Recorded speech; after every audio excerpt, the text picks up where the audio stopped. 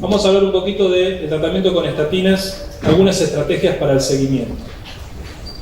Yo podría resumir en esta única diapositiva toda la presentación, y si hay algún mensaje que uno quisiera llevarse a casa sobre el manejo del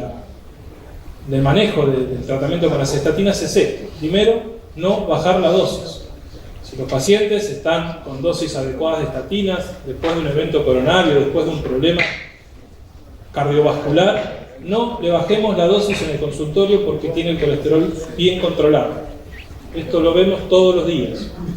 Segundo, constatar la adherencia. Si bien lo tenemos que hacer para cualquiera de las medidas terapéuticas que habitualmente le damos a nuestros pacientes, es fundamentalmente importante que preguntemos a nuestros pacientes si realmente está tomando la medicación.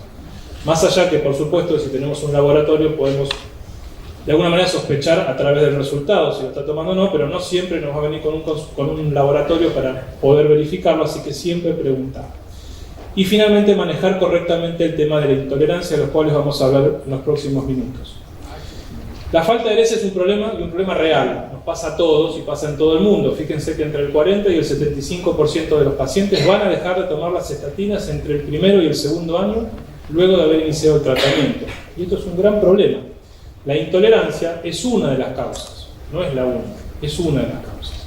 Y lo más importante es que cuando el paciente no toma la medicación, tiene peor pronóstico. Ahora, ¿cómo definimos intolerancia? Ya que la intolerancia es uno de los mecanismos por el cual el paciente deja de tomar la medicación. ¿Es frecuente? ¿Cuáles son sus consecuencias? Bueno, hay varias definiciones de intolerancia. Yo les marco la que el consenso de la Sociedad Argentina de Cardiología, publicado el año pasado, acordó, que es la incapacidad de tolerar al menos dos estatinas,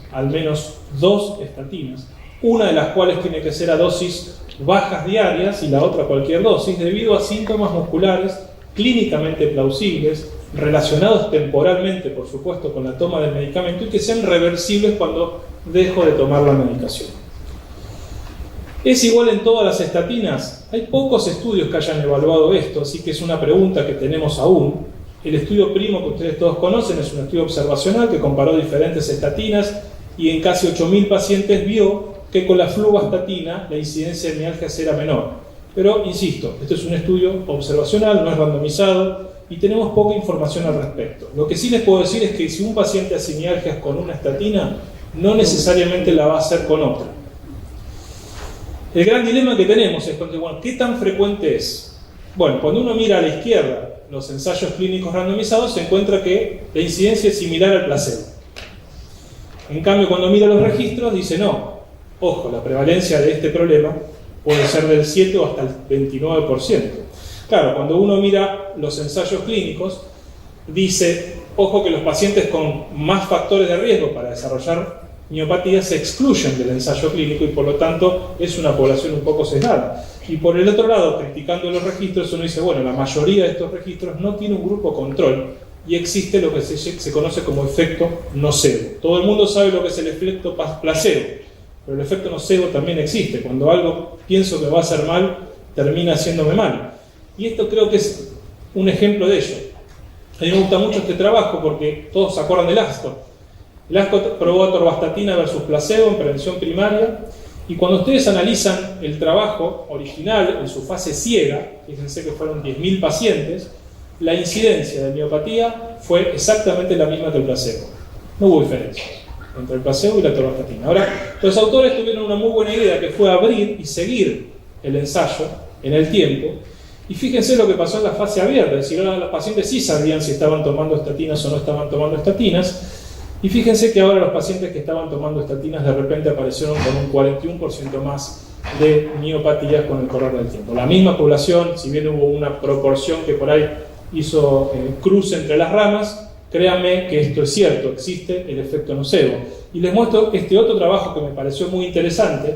A alguien se le ocurrió relacionar la cantidad de páginas web que tiene un país que habla mal de las estatinas con la incidencia o la prevalencia, mejor dicho, de miopatía en los registros. Y fíjense que la correlación es 0.86. Ergo, cuanto más hablamos mal de las estatinas, en este caso en las páginas web, la gente automáticamente empieza a tener más miopatía. Así que, ante un paciente que está medicado con estatinas y presenta dolores musculares, ¿cómo lo vamos a evaluar? Lo primero que tenemos que hacer es no cambiar una enfermedad por la otra, no transformar al paciente en una CPKitis. ¿Bien? La CPK es un problema, tal es así que ya el paciente se va a fijar más en el valor de CPK que en el propio valor de colesterol, que es el verdadero problema. De hecho, el documento de posición de la Sociedad Argentina de Cardiología no aconseja solicitar sistemáticamente este marcador en el paciente asintomático. No deberíamos pedir CPK. Sí, en el paciente sintomático, que pensamos que hay un problema con la estatina, ahí sí tendría un cierto rol pedir la CPK. Las características de las mialgias a veces nos orientan. Digamos, es posible, si el paciente relata dolor muscular, a veces puede ser una gran debilidad, rigidez, fuertes calambres o fatiga generalizada. Es poco probable si lo que nos cuenta es hormigueo, espasmos, dolor punzante, calambres nocturnos o dolor en articulación. Esto es típico, que el paciente dolor en articulación, eso no es por la estatina. Y por supuesto, si es bilateral, es más posible que sea de un solo lado. Hay 5 pasos que uno evalúa la tolerancia, 4 son en el diagnóstico. Primero, preguntar la temporalidad. Fíjense que más del 75% de las veces las mialgias ocurren dentro de las primeras 12 semanas y casi la totalidad en los primeros 6 meses. Hay que evaluar factores de riesgo, el ejercicio vigoroso, los antecedentes familiares, los problemas tiroideos, ciertos fármacos o la deficiencia de vitamina D. Tenemos que analizar, como decíamos, el efecto nocebo y evaluar las características del dolor para ver si esto es posible o no es posible. Evaluar la tolerancia de los síntomas, porque no es lo mismo el paciente que tiene un poquito de dolor y que no le repercute para nada en su vida diaria de aquel que realmente con la mialgia no puede o deja de hacer cosas que antes hacía en su vida cotidiana. Evaluar la CPK solo en los sintomáticos. Y finalmente, el último paso tiene que ver con el tratamiento. Es decir, ¿qué vamos a hacer? ¿Le vamos a cambiar la estatina? ¿Le vamos a reducir la dosis? ¿Le vamos a agregar un segundo fármaco no estatínico? Bueno, ahí está la cuestión.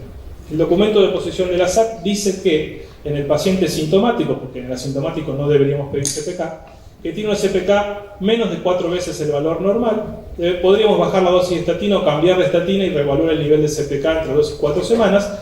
Y en aquel paciente sintomático que tiene un valor por arriba de 4 veces el valor normal, deberíamos suspender la estatina y reevaluar el nivel de CPK entre 4 y 6 semanas, preferentemente cuando el paciente no tiene síntomas y cuando su valor de CPK se normaliza. La persistencia de los síntomas luego de un periodo de washout debería hacernos sospechar otra causa de mialgias, y lo que se conoce como redesafío, es decir, recolocar la estatina en el mismo paciente y que vuelvan a aparecer los síntomas, por supuesto que ayuda a establecer causalidad. Así que volviendo a la primera diapositiva, me parece que el mensaje del manejo correcto es: no bajemos la dosis en el paciente que está bien medicado, constatemos siempre la adherencia y aprendamos a manejar mejor la intolerancia a estos fármacos. Muchas gracias.